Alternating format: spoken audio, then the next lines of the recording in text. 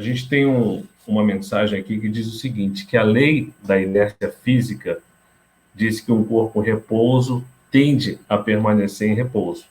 E o que isso tem a ver com o racismo no mercado de trabalho? Os dados mostram que, apesar do aumento da inclusão racial nas empresas e do maior número de negros com diploma ou ensino especializado disponíveis no mercado, as empresas não têm revertido esse cenário nem em melhores salários. Na média geral, negros ganham 42,5% do que brancos ganham e também não revertem melhores possibilidades e oportunidades para as pessoas negras. Quando 95% dos executivos das empresas são brancos, a tendência de que eles se movam para mudar esse cenário é muito pequena. E nós, o que a gente deve fazer para virar a mesa? Quando eu comecei a colocar aí os primeiros tijolinhos aí, foi exatamente no momento em que eu tomei a decisão, ainda muito novo, de que eu iria fazer psicologia, né? E por que a psicologia me chamou a atenção? Eu diria que é exatamente essa possibilidade de olhar para o ser humano. Lógico que naquele momento eu não tinha ideia ainda de que, dentre as distintas áreas aí, né, da psicologia, eu iria me inclinar para a área organizacional. Mas isso aconteceu muito rápido e muito cedo no curso de psicologia, já no segundo ano, e também já um dado bastante interessante, né, furando ali aquele bloqueio, que eu me recordo que era uma universidade privada, eram 3 salas de psicologia com 120 alunos cada uma, e interessante, né, 120 vezes 3, 360, e nós éramos 6 negros na sua totalidade. 3 rapazes, 3 moças naquela ocasião.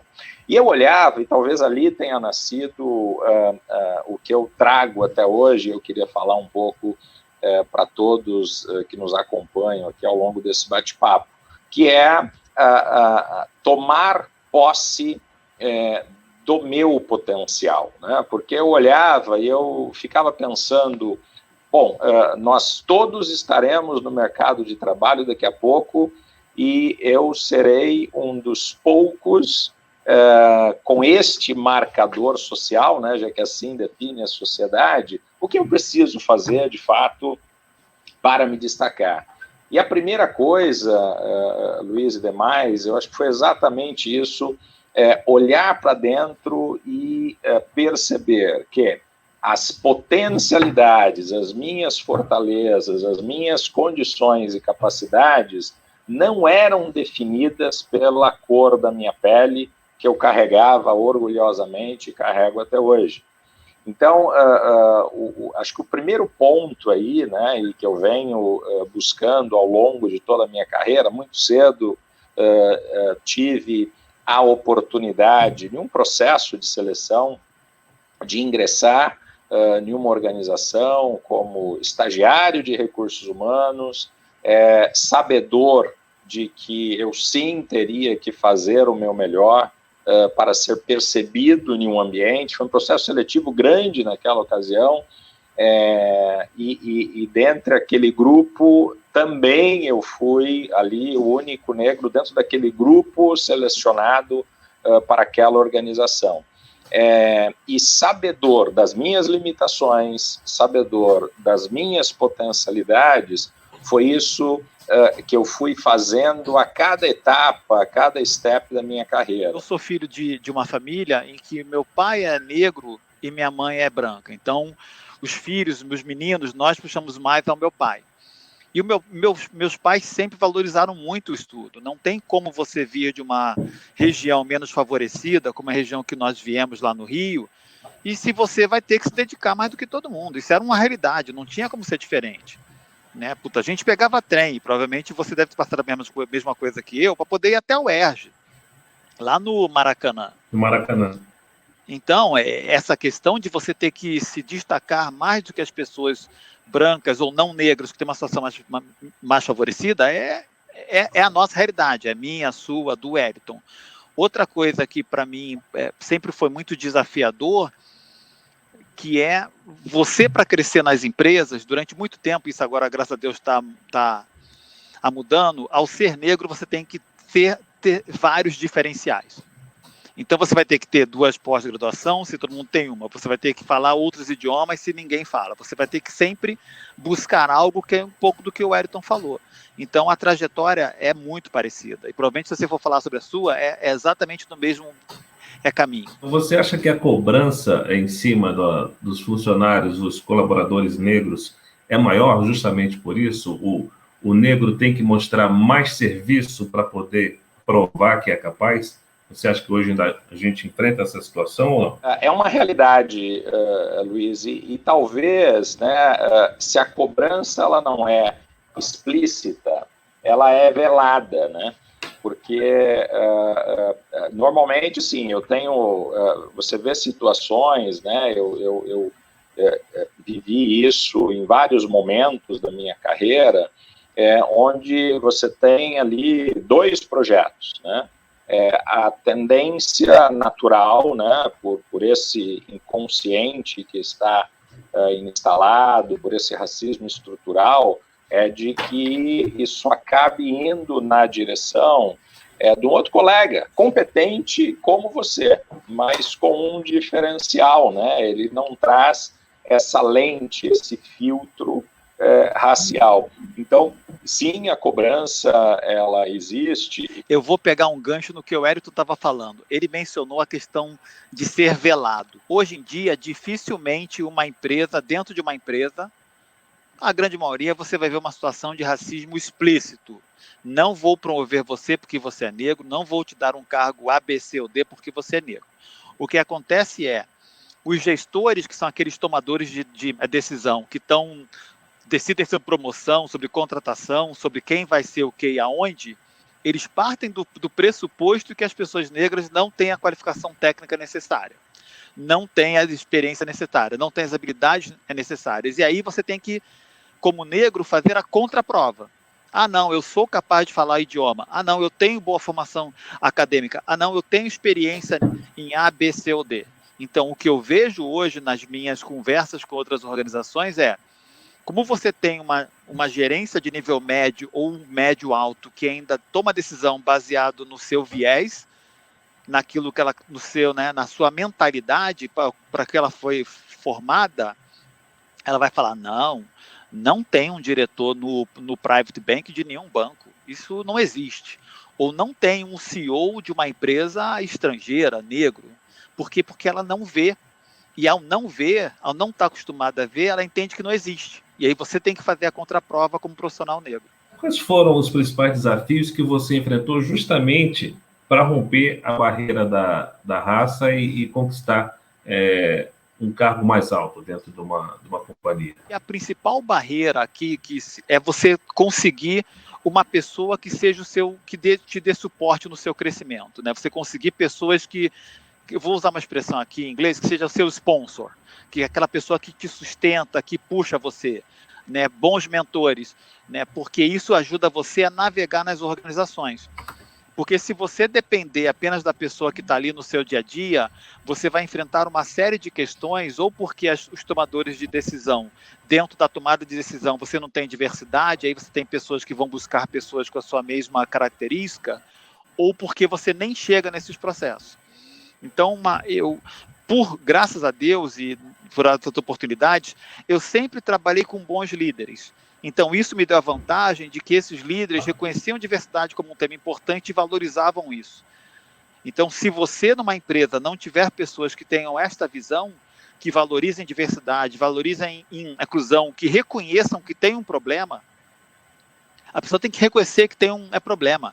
Fica muito difícil subir. Não tem como, e é muito raro você ver jovens talentosos, jovens negros talentosos, que conseguem alcançar cargos de liderança se a liderança não reconhece que tem um problema racial. Ah, não, aqui é todo mundo igual, né? É meritocracia, mas a gente não partiu do mesmo lugar, né? Eu estudava em escola pública, você viajou 10 países aos 15 anos. Nós não saímos do mesmo lugar. Então, enquanto isso não for visto pela tua liderança, não tem como. Então, essa barreira eu consegui quebrar por conta do apoio dos líderes que eu tive na minha vida profissional toda. Você acredita que hoje em dia se tornou menos difícil, menos complicado sensibilizar essa liderança executiva dos grandes grupos para justamente começar a mudar um pouco esse cenário, Gilberto? Luiz, eu adorei a sua frase inicial, que foi com relação à física, à inércia. Não tem como parar esse movimento agora. Não tem, ele é uma realidade, ele veio para ficar. Ele está numa velocidade menor de mudança do que nós gostaríamos. Nós, população negra, gostaríamos. Mas ele veio para ficar. Primeiro, por conta das políticas claras de combate a qualquer tipo de discriminação e qualquer tipo de racismo. Isso já virou um padrão. Isso é um fundamento. Se a empresa não tem isso, não vamos nem começar a conversar.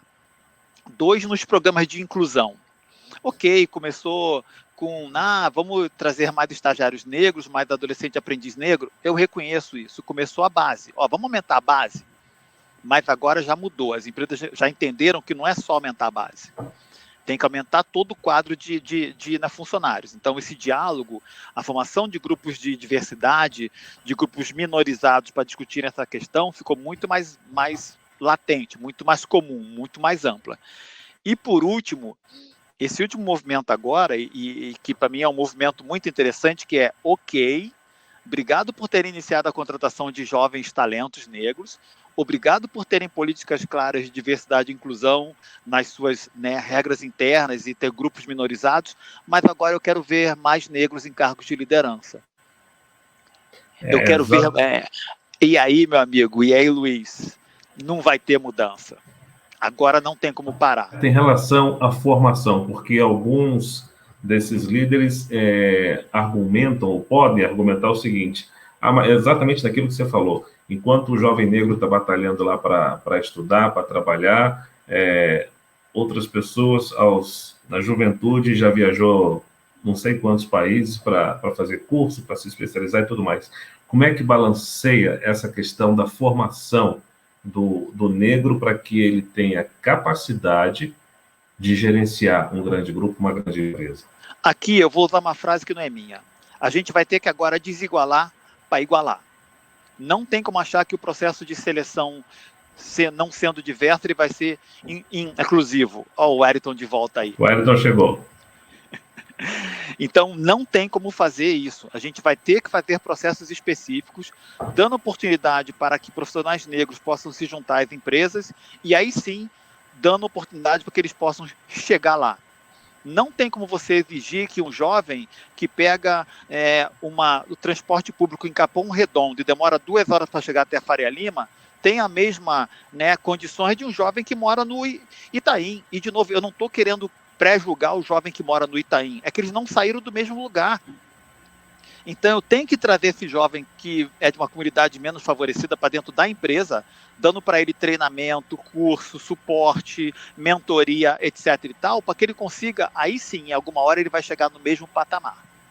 O que acontece é que as empresas não estão deixando nem o jovem chegar.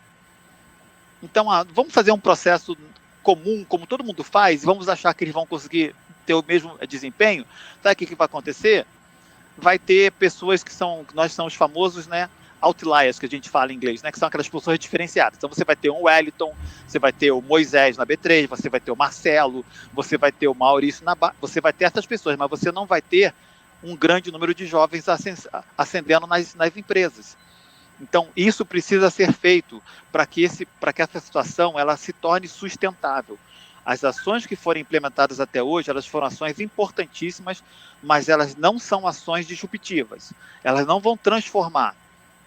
Um jovem negro que entrou numa grande empresa como estagiário vai demorar no mínimo de 15 a 20 anos para poder virar um líder.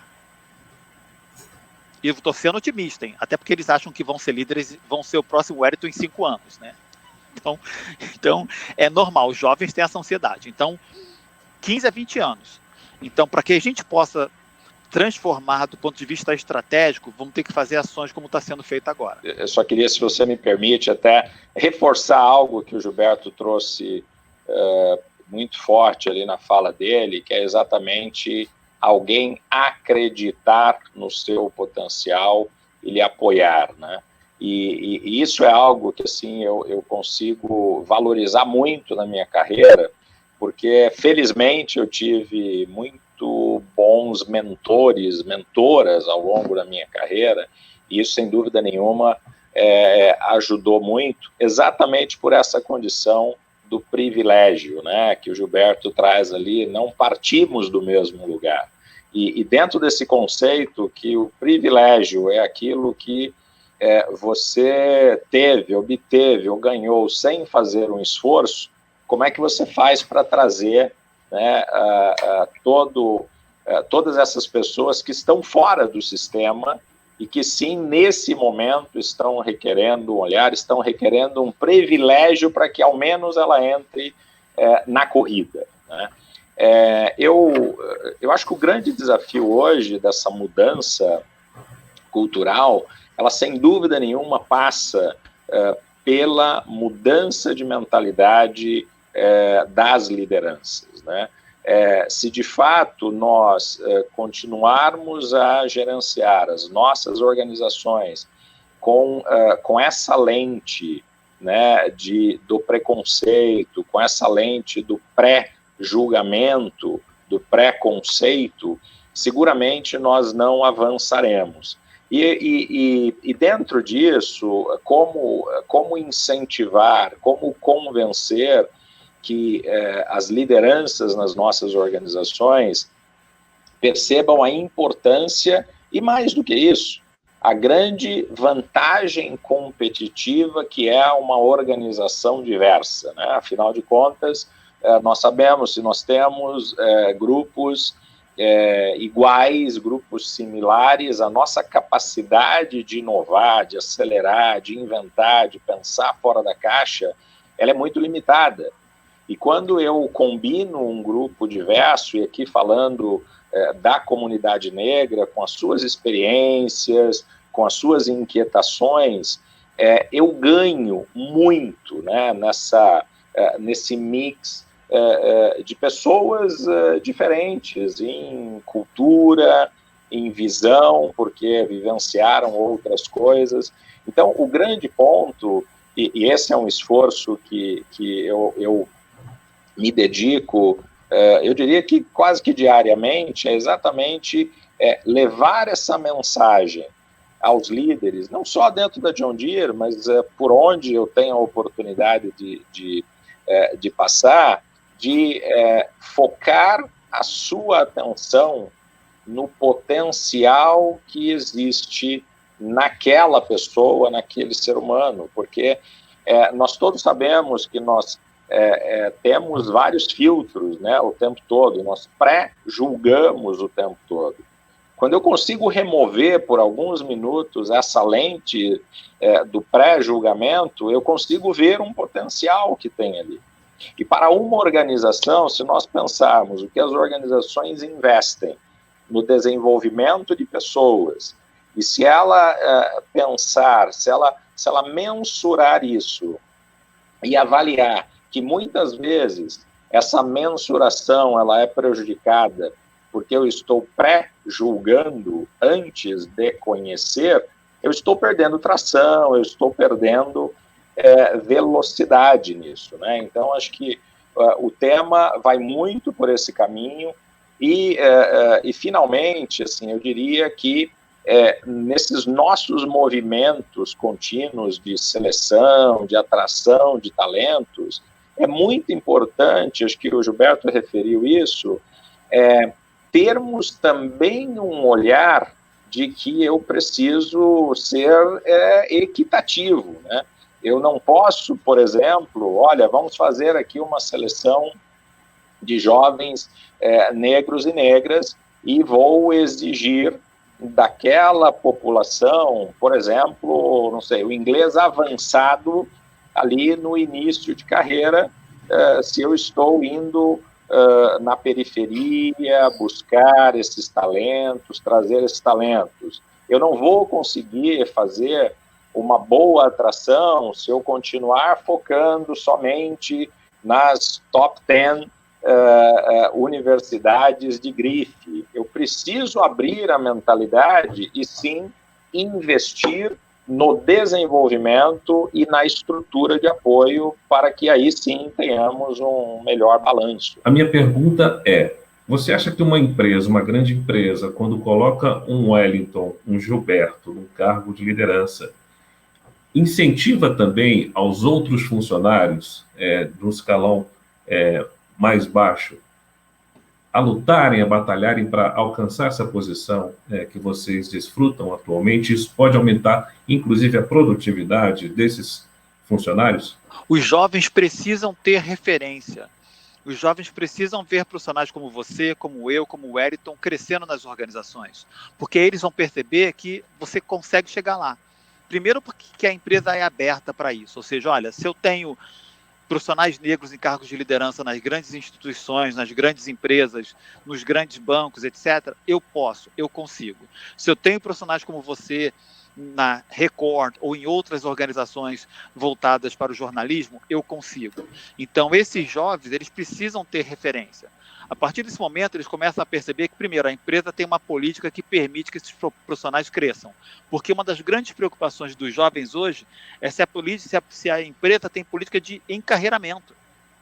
Ele não quer entrar para ser um estagiário e você contrata 40, saiu 40. Você contrata 40 estagiários, saíram 40. E aí você vai rodando. Ah, eu tenho estagiários negros? Tenho. Quanto você efetivou? Nenhum, mas eu tenho. Não, eles querem saber quem deles será efetivado. Eles querem saber quem deles vai virar um coordenador, um gerente, um gestor de pessoas, um novo superintendente ou um novo diretor. Então, quando eles percebem que tem pessoas no topo da organização, eles sabem que isso é possível. Sabe qual é o maior desafio que a gente está vivendo agora como comunidade negra? Qual é? Ter mulheres negras em cargos de liderança. Quando a Rachel Maia anunciou que ela não seria mais CEO da Lacoste, foi uma comoção, porque, era a nossa única CEO negra, não temos mais. Por quê? Porque as mulheres negras não têm visibilidade, não conseguem ver outras mulheres negras em cargos de liderança, ou em cargos, né, que tenham influência nas organizações, qualquer que seja o segmento. Então, hoje, a gente tem que ter uma luta muito maior para a inclusão de mais mulheres negras em cargos de liderança. Por quê? Para que as jovens negras consigam ter um espelho para se refletir, consigam ter um referencial, uma referência. Então, se a situação para os homens negros é ruim, para a mulher negra hoje está muito pior. A gente vai ter um caminho longo pela frente, para que a gente possa ajudá-las a crescer dentro das organizações. O que muda no cotidiano de uma empresa que adota lideranças representativas? Muda totalmente o ambiente da empresa. Quando a empresa tem diversidade como parte do seu DNA, como é o caso de várias organizações, e ela acredita nisso, o ambiente fica muito mais produtivo, ele fica muito mais rico. Você traz pontos de vista totalmente diferentes um do outro. Então, uma das questões que eu costumo falar muito com a turma não é só com relação à diversidade, gente, é preparar a empresa para ser inclusiva. Não é só colocar número, não é só trazer os jovens, a empresa tem que estar receptiva, ela tem que estar preparada para receber essas pessoas. E ela só consegue estar preparada se ela tem uma liderança inclusiva e diversa. Qualquer que seja o nível da liderança, o nível que está ali no dia a dia, que são os coordenadores, supervisores, os gerentes, os diretores, os superintendentes. Então, quanto mais inclusiva e diversa a empresa, mais diversificada com relação às pessoas, melhor é o ambiente. O que eu percebo às vezes a empresa até tem diversidade, porque ela faz uma ação para trazer pessoas negras para dentro da empresa, mas como ela não tem uma liderança diversa, ela não é inclusiva. E aí o gestor que está ali no dia a dia, ele não está preparado para lidar com aquele jovem que veio de uma realidade totalmente diferente. Quer ver uma coisa interessante? Várias empresas não estavam preparadas para que as meninas viessem trabalhar de cabelo afro. O que para a gente é super comum e super simples, para algumas empresas, nossa, mas...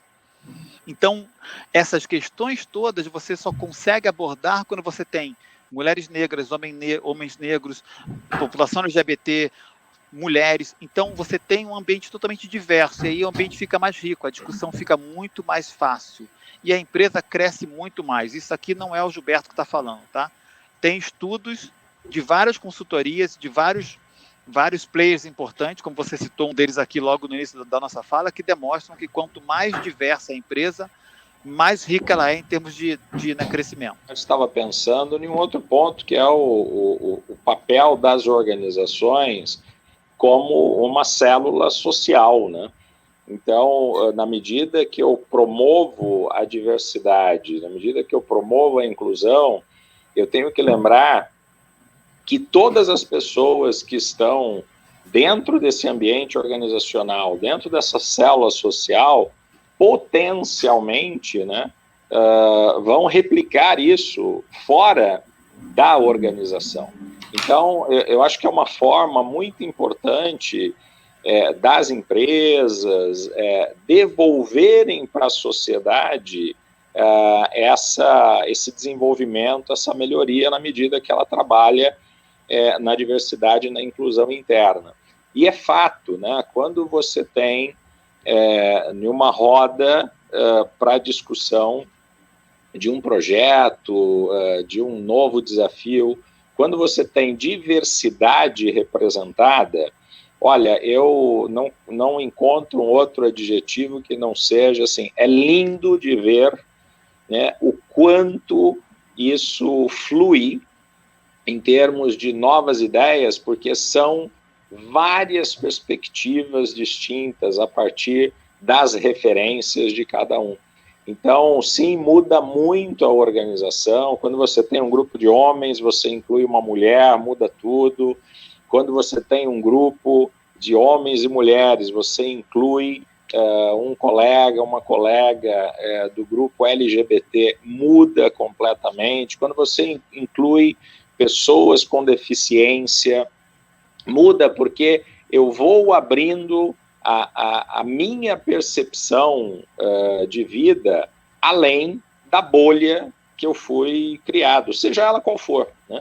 Então, acho que o grande benefício, né, em equipes diversas, o grande benefício, nós estamos falando aqui hoje da inclusão de negros, é exatamente essa, é romper uma bolha para que eu expanda a minha percepção de vida e possa, inclusive, multiplicar isso fora da organização. Eu vou, mais uma vez aqui, voltar à questão da África do Sul, que eu experimentei.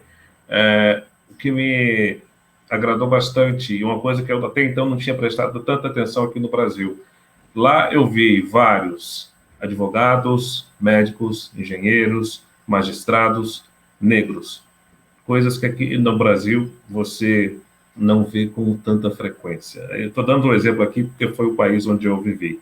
Agora, vocês como importantes lideranças dessas empresas, qual é a grande diferença das políticas adotadas no Brasil para suprir essa questão da falta de liderança negra no mercado em relação a outros países? O que a gente pode fazer, deve fazer, que os outros países já estão fazendo há algum tempo, por isso alcançam resultados mais positivos? Eu vou falar um pouquinho do que eu vejo nos Estados Unidos. A discussão lá está avançada há uns 40 anos à nossa frente. Primeiro que eles claramente entenderam que tinha um problema. Aqui nós levamos muito tempo para reconhecer que o problema existia, né? Então o problema ele estava por aí, mas ninguém falava claramente. Não, tem um problema de racismo estrutural, ou de racismo velado, ou a expressão que a gente queira usar no Brasil. Segundo, que eles começaram com as tentações afirmativas muito antes do nosso caso, né? Então, ter programas voltados especificamente para a população negra, lá fora já é uma coisa normal. E aí você tem advogados negros, você tem juízes negros, você tem profissionais negros nas várias áreas de atuação. Aqui, por isso não ter acontecido, você vai ver uma grande parcela da população negra no setor de serviços, ou uma grande parcela da população negra nas pirâmides, na base das pirâmides das organizações. Lá não. Lá é muito mais natural você ver diretores negros, pessoas negras em cargos de liderança, porque essas ações começaram muito antes. Por exemplo, vamos dar um exemplo prático. No Brasil, nós temos uma faculdade voltada à população negra, Faculdade Zumbi de Palmares, do meu querido José Vicente. Lá fora isso é comum. Lá fora você vê uns black colleges, você tem vários colégios voltados para a população negra ou faculdades voltadas para a população negra. Outra questão que para mim é muito importante no Brasil, nós não temos como grandes referências de empresários negros, donos de banco, donos de grandes empresas, industriais negros. Lá nos Estados Unidos, por exemplo, é comum você ter empresários negros que vão empregar mais pessoas negras e vão fazer com que o famoso movimento Black Money, que a economia gire em torno da população negra. Então, essa diferença que existe entre os dois lugares, ela hoje em dia, ela começa a ser atacada. Hoje em dia, por exemplo, nós temos programas específicos para empreendedores negros. Você tem várias organizações, ou da sociedade civil, ou do grupos empresariais, suportando e apoiando empreendedores negros. Você tem a formação de líderes negros. Você tem, né, você está aumentando a população negra nas universidades, não tendo universidades negras, mas aumentando a cota de pessoas negras nas universidades, o que acaba, no final, atingindo o mesmo objetivo. Aonde que nós estamos ainda iniciando? Na questão de ter pessoas negras em cargos de liderança. Então, isso aqui ainda está caminhando. E aí, por último, para poder finalizar essa minha fala, o que eu percebo, e aí eu fiz um trabalho voluntário, eu passei 3 semanas no Bronx, que é uma das maiores comunidades negras em Nova York. Tem uma união muito forte na comunidade negra americana.